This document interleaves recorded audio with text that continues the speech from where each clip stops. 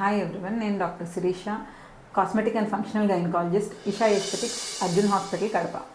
So ఇది first time రాయలసీమలో ఒక cosmetic gynaecology, dermatology and plastic surgery ఈ 3 డిపార్ట్మెంట్స్ కొలాబరేషన్తో కంప్లీట్ ఉమెన్ కేర్ లాగా ఇషా ఎస్థెటిక్స్ అనేది స్టార్ట్ చేయడం జరిగింది. సో దీని గురించి బ్రీఫ్ ఇంట్రో ఇవ్వడానికి నేను ఈ వీడియో చేస్తున్నాను. సో ఇక్కడ మనం ఏమేమి సర్వీసెస్ ఇస్తున్నాం పేషెంట్స్కి. So cosmetic gynaecology and for the first time in Kadapa start చేసాం.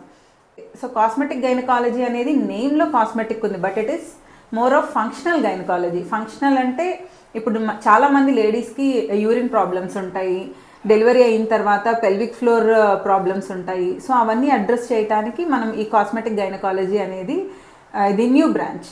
సో ఇందులో ఏమేమి సర్వీసెస్ ఉన్నాయి? వెజైనల్ టైట్నింగ్, పిఆర్పి గైనకాలజీలో ఎలా అని చాలామంది ఫస్ట్ టైం వినుంటారు.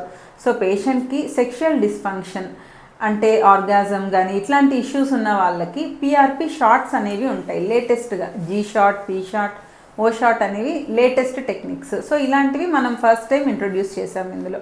ఇంకా వెజైనిస్మస్ అనేసి ఒక లేడీస్కి చాలా ఇబ్బందికరమైన కండిషన్. దీనికి బోటాక్స్ ఇన్ గైనకాలజీ అనేది కూడా మనమే ఫస్ట్ టైం ఇంట్రొడ్యూస్ చేసాం. Intimate area lightening, bikini area hair reduction ఇట్లాంటివన్నీ కూడా లేటెస్ట్ లేజర్స్తో, డర్మటాలజిస్ట్ అసిస్టెంట్స్తో ఇషా ఎస్థెటిక్స్లో ఇంట్రొడ్యూస్ చేస్తున్నాము.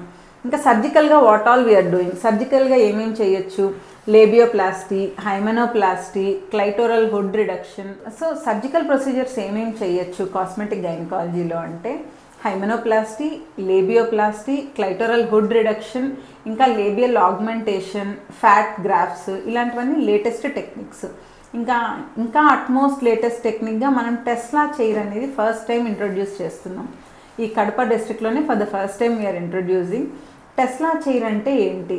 సో పెల్విక్ ఫ్లోర్ రీహాబిలిటేషన్ కోసం ఈ టెస్లా చైర్ అనేది చాలా హెల్ప్ అవుతుంది.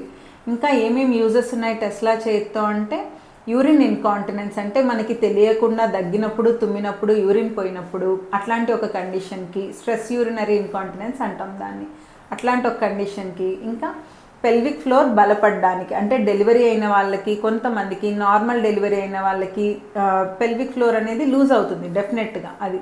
సో అలాంటి వాళ్ళకి ఈ టెస్లా చైర్ అనేది, ఇప్పుడు మేము కీగల్స్ ఎక్సర్సైజెస్ అని పేషెంట్స్ అందరికీ చెప్తాం. ఇలాంటి కీగల్స్ ఎక్సర్సైజ్ అనేది ఇది ఒక 10,000 to 12,000 times in a period of 20 minutes ఈ టెస్లా చైర్ సెషన్ తీసుకుంటే వాళ్ళకి హెల్ప్ అవుతుంది. సో ఇప్పుడు మన ప్రెగ్నెంట్ పేషెంట్స్కి చాలామందికి ప్రెగ్నెన్సీలో స్ట్రెచ్ మార్క్స్ అనేవి వస్తాయి. సో డెఫినెట్గా వస్తాయి చాలామందికి. అలాంటి స్ట్రెచ్ మార్క్స్ కోసం మన దగ్గర లేటెస్ట్గా CO2 లేజర్ టెక్నిక్తో వీఆర్ ఏబుల్ టు రెడ్యూస్, కొంచెమైనా మనం తగ్గించుకోవచ్చు stretch marks. But anyways prevention is better than cure.